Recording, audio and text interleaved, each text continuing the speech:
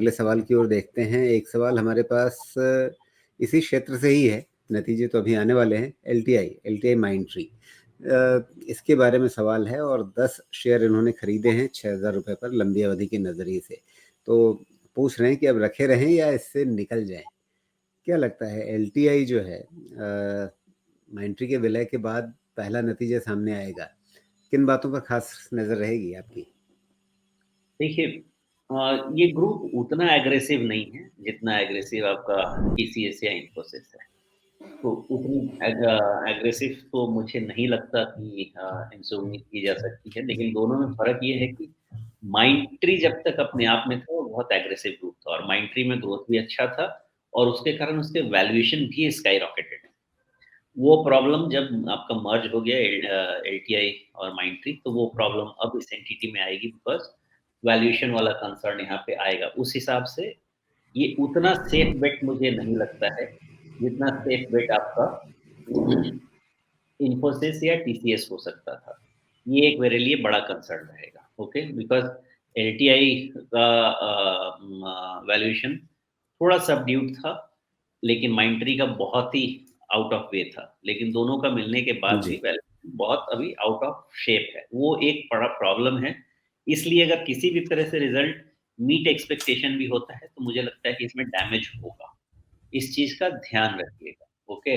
अब एलटीआई पे मुझे उतनी क्लैरिटी नहीं है जितनी टीसीएस पे है, लेकिन फिर भी जो दिखता है वो बताता हूँ। मुझे ऐसा लगता है कि एलटीआई का ट्रेंड जो है, वो एक बार के लिए थोड़ा-सा वो ट्रेंड इनके हाथ से छूट गया है, ओके? अब वो ट्रेंड रफ़ली जहाँ ट्रेड हो रहा है ना, ये बहुत ही क्रूशियल प्लेस है। एग्ज़ैक्ट अभी लेवल निकालना इतनी जल्दी ठीक है मतलब पॉसिबल नहीं। लेकिन आपको ध्यान ये रखना है कि ये बहुत क्रूशियल लेवल पे चल रहा है। बाय एनी चांस अगर साइकोलॉजिकली ये 4000 के नीचे अगर जाने लगेगा, तो इसके वीकनेस बढ़ेगी, बहुत ज़्यादा बढ़ेगी। बिकॉज़ ये क्लियरली डबल टॉप लेके ये स्टॉक आगे आगे बढ़ेगा। तो इसमें थोड़ा-सा इंक्लाइंड डबल टॉप और डबल बॉटम लेके हम चल सकते हैं फिलहाल फॉर द मोमेंट। लेकिन रिज़ल्ट के बाद ये स्ट्रक्चर क्लियर होगा कि ये डबल टॉप और डबल बॉटम का जो शेप है, ये क्या रेक्टेंगुलर कंसोलिडेशन में कन्वर्ट होता है? ऐसा होता है, रेक्टेंगुलर कंसोलिडेशन में कन्वर्ट होता है, बहुत चांसेस इसके रहते हैं। फिलहाल चूँकि अभी ऐसे स्टेज पे है एलटीआई माइंडट्री कि इसका रिज़ल्ट नहीं आया है। अगर रिज़ल्ट आ गया होता, तो फिर बड़े आसानी से कहा जा सकता था कि यहाँ से इसका किधर जाएगा, किधर जाने के चांसेस बनते हैं। तो रिज़ल्ट के बाद मुझे थोड़ी ज़्यादा क्लैरिटी मिल जाएगी। अभी उतनी क्लैरिटी नहीं है, बहुत ही क्रूशियली पॉइंट है, इस चीज़ का ध्यान रखिएगा। वि अगर रिज़ल्ट नहीं होता तो मैं इसका स्ट्रक्चरल ब्रेकडाउन कन्फर्म कर सकता था, लेकिन उसके कारण मुझे थोड़ा होल्ड पे रखना पड़ रहा है। अब होगा क्या जी। मामला?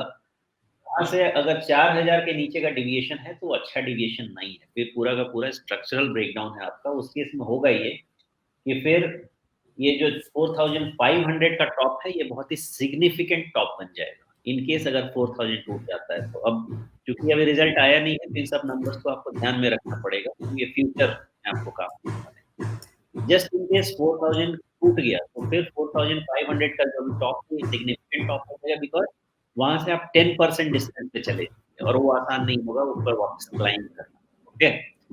तो आपको 4500 और 4000 ये 2 का ध्यान रखना है, 6000 बहुत दूर है, अभी बहुत ज़्यादा दूर है। 4500 और 4000 ये 2 कंटूर्स का ध्यान रखिएगा। वैसे एक्सक्लूडिंग रिज़ल्ट स्ट्रक्चर का ब्रेकडाउन हो चुका है, लेकिन रिज़ल्ट ड्यू है और किसी से बहुत डिसअपॉइंटमेंट नहीं है, इसलिए अभी मैं बहुत ज़्यादा इसमें नेगेटिव होना नहीं चाहता। लेकिन 4500 जब तक नहीं निकलेगा, इसकी नेगेटिविटी बनी रहेगी। इस चीज़ का भी ध्यान रखिएगा 4000 के नीचे सेलिंग की इंटेंसिटी और ज़्यादा हो। जी। इसमें यदि हम, जो आप डबल बॉटम कह रहे हैं, मैं थोड़ा और पहले ये मई का बॉटम और उसके बाद जुलाई का बॉटम, इन दोनों को मिलाते हुए एक ट्रेंड लाइन खींच रहा हूँ। तो अभी जो सबसे ताज़ा बॉटम बना है 1 तारीख का, नहीं माफ़ करिए, 6 जनवरी का। ये 6 जनवरी का बॉटम ठीक उस ट्रेंड लाइन पे आ रहा है अभी इस समय। तो क्या इस 6 जनवरी के बॉटम से मतलब 4180 के नीचे जाते ही इसमें खतरा शुरू हो जाएगा, क्योंकि सारे ट्रेंड लाइन माफ करिए मूविंग एवरेजेस के नीचे तो है ही, और ये ट्रेंड लाइन भी अगर छूट गई तो फिर क्या काफ़ी ज़्यादा खतरा होगा? बस इसीलिए मैं कह रहा हूँ कि ये मेक और ब्रेक सिचुएशन में है। माइनर पैरामीटर पे ब्रेक है, लेकिन रिजल्ट ड्यू है इसलिए उसको ब्रेक नहीं माना जा सकता है। आपने जो ट्रेंड लाइन बनाया है वो ट्रेंड लाइन एकदम वैलिड ट्रेंड लाइन है, उसमें कोई दिक्कत नहीं है, उसको भी वॉच कीजिए। लेकिन 4000 के नीचे साइकोलॉजिकली वीक हो जाएगा, 100% वीक हो जाएगा, और 4500 से वो बहुत ज़्यादा दूर हो जाएगा, इसलिए रिस्क बहुत बढ़ जाएगा वहाँ। अब जो शुक्ला जी का सवाल है उस पे क्या कहेंगे इनको? मतलब 6000 रुपए तो बहुत ज़्यादा घाटे पर हैं। नहीं, अभी उसमें 6000 रुपए तो कोई जवाब ही नहीं दिया जा सकता है, क्योंकि 6000 से 4000 आप रफली 30% के आसपास तो डाउन हो चुके हैं, 30-35% के आसपास तो डाउन हो चुके हैं। अब यहाँ से ऊपर जाने के लिए वैसा कोई स्ट्रक्चर में इतना स्ट्रेंथ नहीं है कि मैं तुरंत बोल दूँ कि ऊपर चला जाएगा। पहला एक-एक स्टेप लेना होगा इसको। अगर 4500 के ऊपर ये क्लोज़ होना शुरू होगा, तो इसका कारण सिर्फ़ और सिर्फ़ रिज़ल्ट होगा। और अगर ऐसा हुआ, तो हो सकता है कि 2 क्वार्टर में आपको 6000 दिखे भी।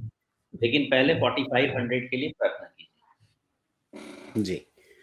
तो रुकें या निकल जाएँ? सीधा-सीधा इनको क्या कहा जाए?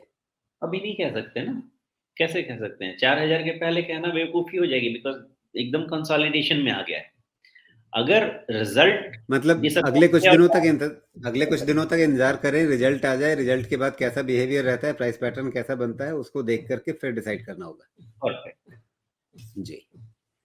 चलिए, तो अभी नतीजों का इंतज़ार कर लीजिए, और उसके बाद नतीजों के बाद अगर 4000 रुपए के नीचे जाने लगता है तब तो कमज़ोरी बढ़ेगी, उस हालत में शायद निकल जाना ही बेहतर रहेगा। थोड़ा अपनी तरफ से भी खोजबीन कर लीजिएगा, और अगर नतीजों के बाद अच्छी चाल बनती है, ये जो ट्रेंड लाइन हमने दिखाई 4000 का लेवल जिसकी बात सुमेश जी कर रहे हैं, अगर ये सब नहीं टूटते, बचे रहते हैं और एक पॉजिटिव चाल बनने लगती है, तो फिर 4500 अगली चीज़ जिस पर नज़र रहेगी, वो देख लीजिए। अगर उसके ऊपर निकलने लगे तो फिर आपका घाटा फिर और कम होता चला जाएगा। अभी फ़िलहाल एलटीआई माइंड ट्री पर इतना ही, बाकी बातें नतीजे के बाद। नतीजे के बाद चाहें तो एक बार फिर से अपना सवाल रख लीजिए।